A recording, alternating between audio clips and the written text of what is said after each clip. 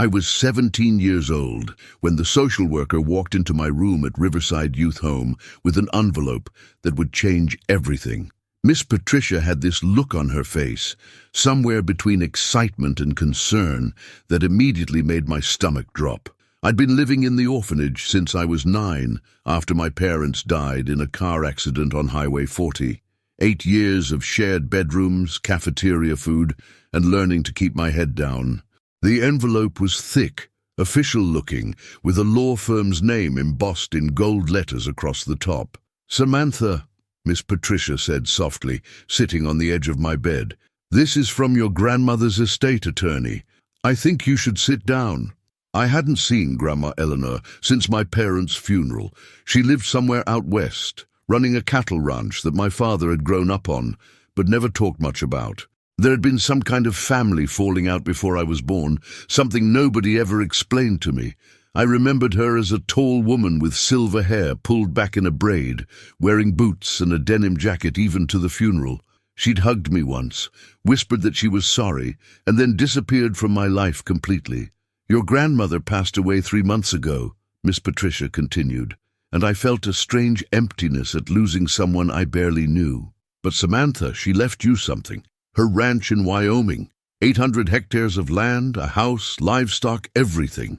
The words didn't make sense at first. I stared at the legal documents, seeing my name typed next to phrases like sole beneficiary and property transfer upon reaching age 18. In 6 months, when I turned 18 and aged out of the system, I wouldn't be homeless and desperate like so many kids from Riverside. I'd have a home, a real home, waiting for me. "There's a substantial amount in a trust as well," Miss Patricia said, pointing to another document. $50,000 set aside specifically for your education and getting established. Your grandmother made these arrangements 2 years ago. I couldn't stop the tears from rolling down my cheeks. Grandma Eleanor had been thinking about me, planning for my future, even though we'd been strangers. She'd given me something I thought I'd never have, a chance at a real life, a place where I belonged. That night, I lay in my narrow bed, listening to my roommate Sarah's soft breathing, and imagined what the ranch would be like. Rolling hills, horses grazing in pastures, a big sky that stretched forever. I pictured myself learning to run the place, maybe going to community college nearby to study agriculture or business. For the first time since my parents died, I felt hope burning bright in my chest. The next few months crawled by as I counted down to my 18th birthday. I researched Wyoming ranching, watched YouTube videos about cattle management, and saved every penny from my part-time job at the grocery store. Miss Patricia helped me connect with the estate attorney, a man named Mr. Harrison, who seemed genuinely pleased that Grandma Eleanor's wishes would be fulfilled. "Your grandmother was very specific about her intentions," Mr. Harrison told me during one of our phone calls. "She wanted you to have a fresh start, away from the circumstances that brought you into foster care. The ranch has been managed by a foreman during the probate process, so the operation is still running smoothly. You'll have support when you arrive." Everything seemed perfect, like a fairy tale coming true. But 2 weeks before my birthday, Mr. Harrison called with news that made my blood run cold. "Samantha, we have a situation," he said, his voice tight with frustration. "A man named Derek Mitchell has come forward claiming to be Eleanor's grandson and your cousin. He's filed legal documents asserting that the ranch should go to him as the older heir, and he's already moved onto the property." My mind raced. I'd never heard of any Derek Mitchell. My father had been an only child, and I'd never known about any other family members. "Is his claim legitimate?" I asked, my voice shaking. "That's what we're trying to determine," Mr. Harrison said. "He's produced some documentation, including what appears to be a birth certificate and letters from your grandmother. But something feels off about the whole situation. The problem is, he's taken possession of the property, and Wyoming law makes it complicated to remove someone who claims a family connection to the deceased." I felt my dreams slipping away like sand through my fingers. "What does this mean for me?" "It means we're going to have to fight for what's rightfully yours," Mr. Harrison said. but I need you to understand that this could take time and it's going to require legal action. The trust fund is protected because it was set up specifically in your name, but the property itself is now in dispute.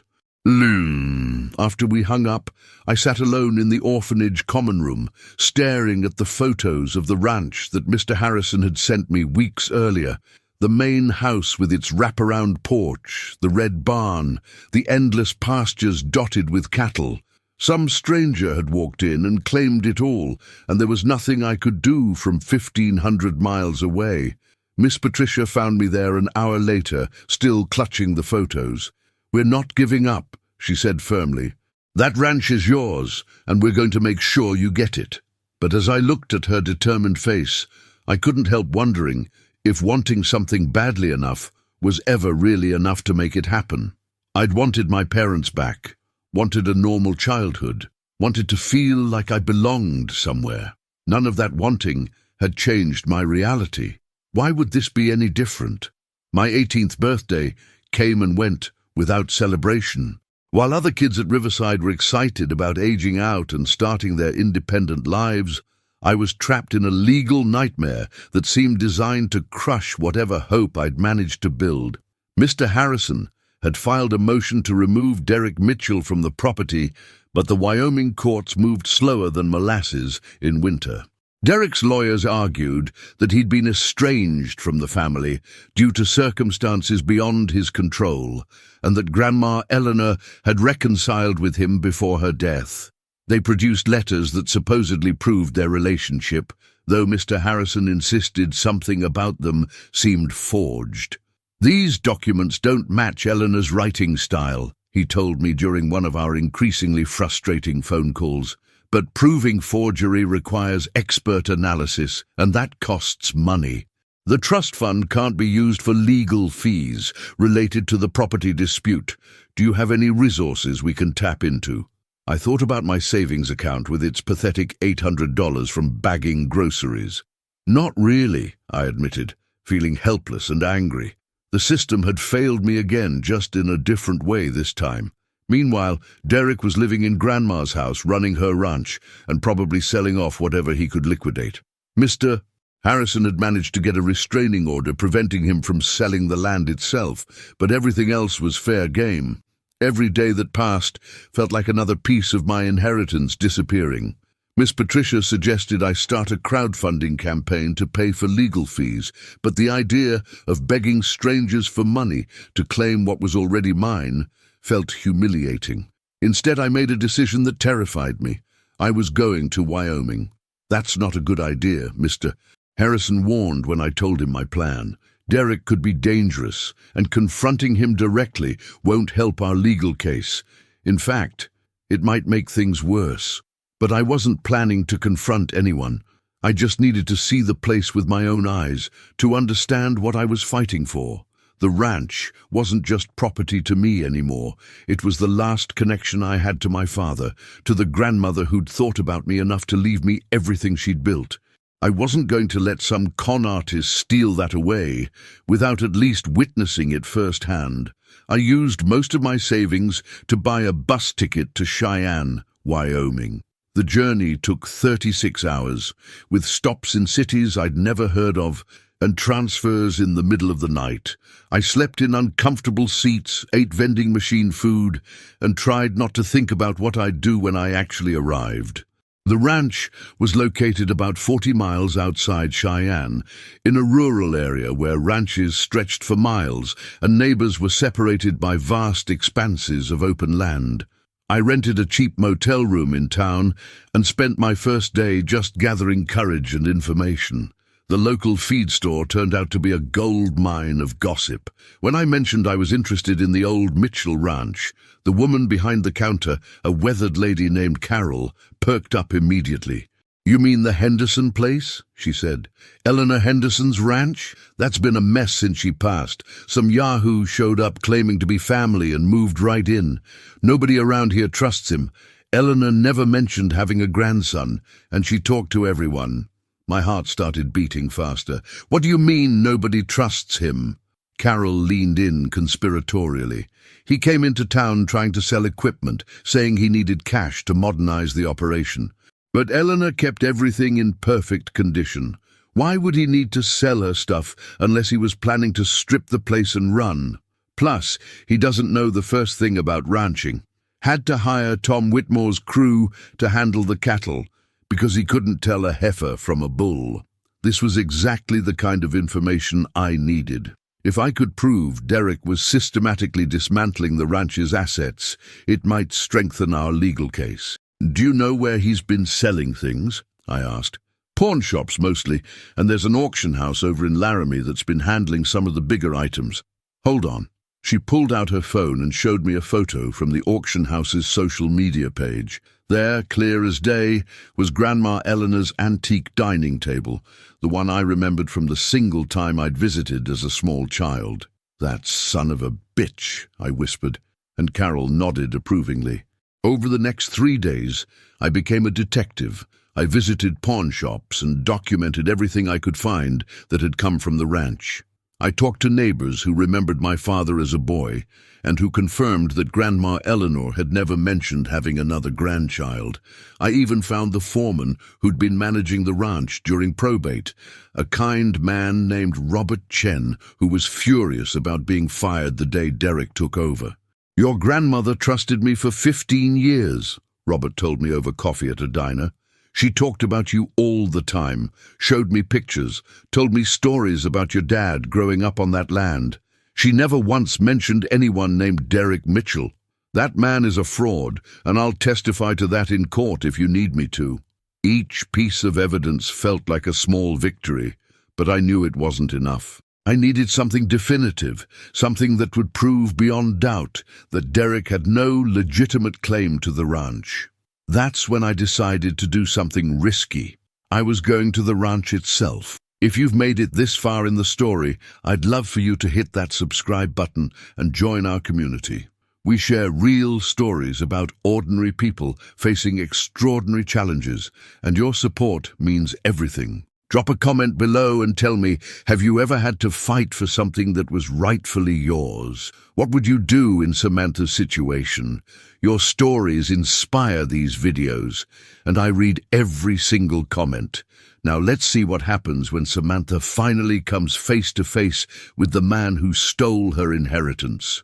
I drove out to the ranch on a Thursday morning, borrowing a car from a sympathetic clerk at the motel who believed my story and wanted to help. The property was even more beautiful than the photos had shown. Rolling hills stretched toward distant mountains, and cattle grazed peacefully in pastures divided by weathered wooden fences. The main house sat on a gentle rise, its log construction solid and welcoming, with that wraparound porch I'd dreamed about. But seeing it in person, knowing that a stranger was inside living my life, made my chest ache with loss. I parked down the road, hidden behind a cluster of cottonwood trees, and watched the property through binoculars I'd bought at a sporting goods store. For 2 hours, nothing happened. Then a man emerged from the house, and I knew immediately it was Derek Mitchell. He was in his mid-30s, with dark hair and a confident swagger that made my skin crawl. He climbed into a truck, Grandma's truck, I realized with a flash of anger, and drove off toward town. This was my chance. I knew breaking and entering was illegal, but I wasn't going to steal anything. I just needed to find proof that Derek was lying about his relationship with Grandma Eleanor. Maybe there were real family documents inside that would show he had no connection to us, or perhaps I'd find evidence of his fraud. My hands shook as I approached the house, constantly looking over my shoulder to make sure Derek hadn't returned. The front door was locked, but I remembered something from my childhood visit. Grandma Eleanor had always kept a spare key hidden under a loose stone near the garden shed. My father had shown it to me, making it into a game. I found the stone exactly where I remembered it, and underneath, wrapped in plastic to protect it from moisture, was the key. Slipping inside felt like stepping into a time capsule. The house smelled like pine and leather, with underlying notes of coffee and wood smoke. Family photos lined the hallway, including several of my father as a boy. learning to ride horses and helping with ranch work. There was even one of me as a toddler, sitting on Grandma Eleanor's lap on this very porch.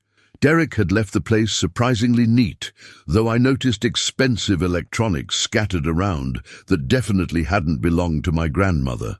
In the study, I found what I was looking for. Grandma Eleanor's desk was still organized exactly as she'd apparently kept it, with labeled folders and careful records. But mixed in with her legitimate documents were Derek's papers, and he'd been careless about hiding his tracks. I found a folder labeled Mitchell Family Documents that contained the birth certificate and letters he'd submitted to the court. But tucked behind them was something Derek had obviously forgotten about, a draft letter in handwriting that didn't match the official letters at all. It was addressed to someone named Marcus Reeves, and it outlined a plan to forge family documents and claim the Henderson Ranch before that orphan girl could take possession. My heart pounded as I read Derek's actual handwriting, so different from the flowery script on the forged letters, supposedly from Grandma Eleanor. This was it. This was the smoking gun that would destroy his case. I pulled out my phone and photographed everything: the forged documents, the draft letter, pages from what appeared to be a tutorial on document forgery that Derek had printed from the internet. I was so focused on documenting evidence that I didn't hear the truck returning until gravel crunched in the driveway. Panic flooded through me as I realized Derek was back, and I was trapped inside his house with evidence of breaking and entering. I shoved the folders back into place, my hands fumbling and clumsy with fear, and looked desperately for a way out. The study had a window that opened onto the side yard, but it was stuck, painted shut years ago. I could hear Derek's footsteps on the porch, the jingle of keys. In seconds, he'd be inside, and I had no idea what he'd do if he found me. I ducked behind the heavy desk just as the front door opened. Derek was talking on his phone, his voice carrying clearly through the house. "Yeah, the hearing is in 3 weeks," he was saying. "My lawyer thinks we've got it locked down. That kid doesn't have the resources to fight this, and even if she tries, we've covered our tracks. Once the judge rules in my favor, we'll liquidate everything and split the proceeds. This ranch is worth at least $3 million, so your cut will be substantial." He was conspiring with someone, probably this Marcus Reeves from the letter. I held my breath, pressing myself against the wall behind the desk, praying he wouldn't come into the study. My phone was clutched in my hand, still recording audio now, capturing his confession. "The old lady made it easy," Derek continued, laughing coldly. "She dies with no family around, just some granddaughter locked up in foster care who won't know what hit her. By the time she figures out what happened, I'll be long gone with the money. It's perfect." Rage burned through my fear. This man was talking about my grandmother like she was just an opportunity, a mark to be exploited. He'd stolen her legacy, violated her memory, and planned to destroy everything she'd built. But I couldn't confront him, not here, not alone. I needed to get this evidence to Mr. Harrison and let the law handle it. Derek's footsteps moved toward the kitchen, away from the study. I seized my chance and slipped out from behind the desk, moving as quietly as possible toward the window I'd noticed in the hallway. It was older, without the paint seal, and it opened with only a soft squeak. I climbed through, dropping into the garden bed below, and ran in a crouch toward the trees where I'd hidden the borrowed car. My heart didn't stop racing until I was 5 miles down the road, the ranch disappearing in my rearview mirror. But I was smiling despite the adrenaline shaking through my body. I had him. Derek Mitchell's own words and documents would destroy his fraudulent claim, and Grandma Eleanor's ranch would finally be mine. I drove straight back to town and called Mr. Harrison from the motel parking lot, my hands still trembling with adrenaline. "Samantha, where are you?" he asked, his voice sharp with concern. "I've been trying to reach you for 2 days. You can't just disappear like that." "I'm in Wyoming," I said, "and I have evidence, real evidence, that Derek Mitchell is a fraud." I could hear him take a deep breath, probably preparing to lecture me about taking matters into my own hands. But when I told him what I'd found and sent him the photos and audio recording, his tone changed completely. "This is incredible," he said, and I could hear papers rustling as he reviewed the images on his computer. "That draft letter alone is enough to reopen the investigation, but combined with his recorded confession, we have a solid case for fraud and conspiracy. Samantha, do you understand what you've done? You've saved the ranch." But his excitement was tempered with concern. "However, we have a problem. You obtained this evidence through illegal entry. A good defense attorney could argue it's inadmissible, fruit of the poisonous tree. We need to be very careful about how we proceed." My stomach dropped. I'd risked everything to get this proof, and now it might not even count. "What do we do?" "We contact the local sheriff's department and report what you overheard," Mr. Harrison said, thinking out loud. "You were on public land near the property. The recording happened to capture Derek's conversation, and you became concerned about criminal activity. We don't mention the break-in at all. Meanwhile, I'll file an emergency motion with the court based on new evidence of fraud, and we'll request a full investigation into Derek's background and claims." Over the next week, everything moved faster than I dared to hope. The sheriff's department took my statement and the audio recording seriously. When they discovered that Derek Mitchell wasn't even his real name, that he was actually Derek Carlson, with a criminal record including identity theft and fraud in 3 other states, the case exploded. Mr. Harrison filed motion after motion, each one building a stronger case that Derek had systematically targeted Grandma Eleanor, researched our family, and created an elaborate fraud to steal the ranch. The forged letters were sent to handwriting experts who confirmed they didn't match any of Eleanor's authentic correspondence. The birth certificate was exposed as a fabrication created using publicly available information about our family. Within 10 days, Derek was arrested. I was back in Cheyenne when it happened, staying in that same cheap motel but feeling like the walls were finally closing in on the man who'd tried to steal my future. The local news covered the story, painting Derek as a career con artist who preyed on deceased property owners, fabricating family connections to claim inheritances. "This is the 4th time Carlson has attempted this scheme," the news anchor reported. "But thanks to the vigilance of the legitimate heir and her legal team, his operation has been shut down." I watched the footage of Derek being led out of the ranch house in handcuffs, and I felt no satisfaction, only exhaustion. This wasn't supposed to be my story. I was supposed to turn 18, move to Wyoming, and start learning how to run a ranch and build a life. Instead, I'd spent months fighting, investigating, and risking everything just to claim what should have been mine from the beginning. The court hearing to officially remove Derek's claim and restore my ownership was scheduled for early September. Mr. Harrison assured me it was just a formality now, but I couldn't relax until it was truly over. I spent those waiting weeks exploring Wyoming, visiting the ranch now that Derek was gone, and meeting the people who'd known Grandma Eleanor. Robert Chen, the former foreman, gave me a tour of the entire operation and patiently explained how everything worked. "Your grandmother was one of the smartest ranchers I've ever known," he told me, as we stood watching cattle graze in the evening light. "She understood that land like this isn't really owned by anyone. We're just caretakers for the next generation. That's why she wanted you to have it, Samantha. She knew you'd protect it." I met Carol from the feed store, who invited me to a community barbecue where local ranchers welcomed me like I'd always belonged there. I learned about water rights, grazing rotation, and the delicate balance of running a sustainable cattle operation. These people had stories about my father as a wild teenager, about Grandma Eleanor's legendary stubbornness, about the history woven into every acre of the land I was inheriting. Tom Whitmore, whose crew Derek had hired to manage the cattle, offered to help me learn the business.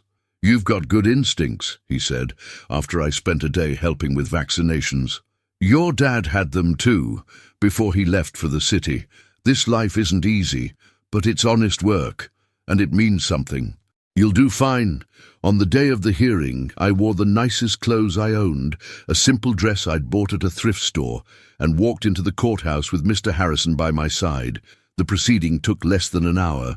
The judge reviewed the evidence of Derek's fraud, acknowledged the criminal charges pending against him, and formally restored my ownership of the ranch and all its assets.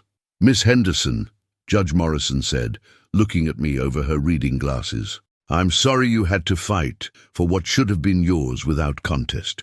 Your grandmother clearly intended for you to have this property, and the court is pleased to honor her wishes. The ranch is yours, free and clear." I should have felt triumphant, but mostly I just felt relief washing over me like a wave. It was finally over. The nightmare was done, and I could start the life Grandma Eleanor had wanted for me. Outside the courthouse, Mr. Harrison shook my hand with genuine warmth. "You did good, kid. Not many 18-year-olds would have had the courage to fight like you did. Your grandmother would be proud." As I drove back to the ranch that afternoon, my ranch now, I thought about everything I'd been through. The loss, the fear, the anger, the determination that had kept me going when everything seemed hopeless. I'd learned that justice doesn't always come easily, that sometimes you have to fight for what's right, even when the system seems designed to defeat you. The first night I spent in Grandma Eleanor's house as its legitimate owner, I couldn't sleep. I walked through every room, touching the furniture, looking at the family photos, and trying to feel connected to the woman who'd given me this incredible gift. In her bedroom, I found a cedar chest at the foot of the bed, filled with quilts and memories. Beneath layers of fabric, I discovered a wooden box with my name carved into the lid. Inside was a letter dated just 3 months before Grandma Eleanor died. My hands shook as I unfolded the paper and began to read. "Dear Samantha, if you're reading this, then I'm gone, and you've claimed your inheritance. I hope the ranch brings you as much joy as it brought me and your grandfather. I'm sorry I wasn't part of your life after your parents died. The truth is, your father and I had a terrible fight before he left for the city. He wanted a different life, and I couldn't understand why the ranch wasn't enough for him. We were both too stubborn to apologize, and then he was gone. I've regretted that pride every day since, but I watched you from a distance, through social workers and occasional reports. I saw that you inherited your father's strength and determination. When I got sick and knew my time was limited, I made sure everything would go to you. This land has been in our family for 4 generations, and you're the one who should carry it forward. The ranch will teach you things that school never could: patience, resilience, and the satisfaction of honest work. It will be hard sometimes, especially at first. There will be days when you want to give up, when the challenges seem overwhelming. Don't quit. This land has survived droughts, hard winters, and economic downturns. It will survive your learning curve too. Trust Robert Chen. He's honest and knows the operation inside and out. Listen to the old ranchers at the feed store. They've forgotten more than most people will ever know. And remember that you belong here, even when you don't feel like you do. I wish I could have known you better, could have taught you myself how to read the weather and manage the herd. But life doesn't always give us the time we need. So instead, I'm giving you the land itself. Let it teach you. Let it heal you. And someday, when you have children of your own, pass it on with the same hope I'm passing it to you now. With all my love, Grandma Eleanor. Tears streamed down my face as I clutched the letter. She'd known me, even from a distance. She'd understood that I needed more than just property. I needed a purpose, a place to belong, a connection to the family I'd lost. The ranch wasn't just an inheritance. It was her way of saying, "I'm sorry, I love you, and you're going to be okay all at once." The next morning, I called Robert Chen and asked him to come back as foreman. He accepted immediately, clearly relieved to return to work he loved. Together, we started making plans for the ranch's future. I enrolled in online courses through the University of Wyoming, studying agricultural business and ranch management. The trust fund Grandma Eleanor had left me would cover tuition and living expenses while I learned. I wasn't going to waste this opportunity. Miss Patricia, visited a month after everything was settled, walking through the ranch with her, showing her the cattle and the land and the big sky that seemed to stretch forever. I felt proud in a way I'd never experienced before. "You've found your place," she said, hugging me on the porch as the sun set over the hills. "All those years at Riverside I worried about what would happen to you. But look at you now. You fought for this, and you won." "Grandma Eleanor won," I corrected. "She set everything up so I'd have a chance." "No," Miss Patricia said firmly. "She gave you an opportunity. You're the one who refused to let someone steal it. You investigated, you gathered evidence, you took risks. That was all you, Samantha. Give yourself credit. Over the following months, I learned what it meant to be a rancher. I woke before dawn to check on cattle, spent long days mending fences and cleaning equipment, and fell into bed exhausted every night. My hands developed calluses, my skin tanned, and my muscles grew strong from physical work. It was the hardest thing I'd ever done, but also the most satisfying. I hired 2 part-time ranch hands, both local kids about my age who needed work and were willing to teach me while they helped with the operation. Maria and James became my first real friends outside of the orphanage, people who knew me as Samantha the rancher, not Samantha the foster kid. The community embraced me slowly, the way rural communities do, testing me to see if I'd stick around or give up when things got tough. When I successfully delivered my first calf during a difficult birth, with Tom Whitmore coaching me through the process, word spread through town. The feed store started giving me the same respect they'd given Grandma Eleanor, and neighbors began stopping by with advice and offers of help. I established a small scholarship fund using part of the trust, specifically for kids aging out of foster care who wanted to pursue agricultural careers. It was my way of honoring both Grandma Eleanor's generosity and Miss Patricia's years of advocacy. If my story could give even one other kid a chance at a better life, then everything I'd been through would mean something beyond my own survival. 1 year after that life-changing phone call from Mr. Harrison, I stood in the same spot where I'd first watched Derek drive away in handcuffs. But this time, I was watching cattle move between pastures, guided by Robert and our ranch hands as part of our seasonal rotation. The operation was thriving, profitable, and sustainable. More importantly, I was thriving. The angry, scared girl who'd left Riverside Youth Home had transformed into someone with purpose and confidence. I'd learned that family wasn't just about blood relationships or shared history. It was about the people who showed up, who believed in you, who helped you fight for what mattered. Grandma Eleanor had shown up for me even after death, giving me the tools I needed to build a life. Miss Patricia had shown up, advocating for me when I had no one else. Robert, Carol, Tom, and dozens of others in this community had shown up, welcoming me and teaching me how to belong. As the sun set over the ranch, painting the sky in brilliant oranges and purples, I pulled out Grandma Eleanor's letter and read it again. Let it teach you, let it heal you. The land had done both. It had taught me that I was stronger than I'd ever imagined, that I could fight for what was right and win. It had healed the wounds from years of feeling unwanted and temporary, giving me roots and purpose. This ranch, these 800 hectares of Wyoming grassland, wasn't just property. It was home. It was legacy. It was proof that even when life tries to take everything from you, if you refuse to give up, if you fight with everything you have, you can reclaim not just what was stolen, but who you were always meant to be. And standing there, watching the cattle settle for the night and feeling the cool evening breeze on my face, I knew that Grandma Eleanor was right. I belonged here, and I always would. Thank you so much for taking this journey with me. If this story touched your heart, please hit that subscribe button and become part of our community. We share real stories about real struggles and the incredible strength people find when they refuse to give up. I'd love to hear from you in the comments. Have you ever had to fight for something that changed your life? What did Samantha's story teach you about resilience and never backing down? Your stories matter, and sharing them helps others who might be facing similar challenges. Drop a comment, share this video with someone who needs to hear it, and remember that no matter what you're going through, you're stronger than you think. See you in the next video, and until then, keep fighting for what matters.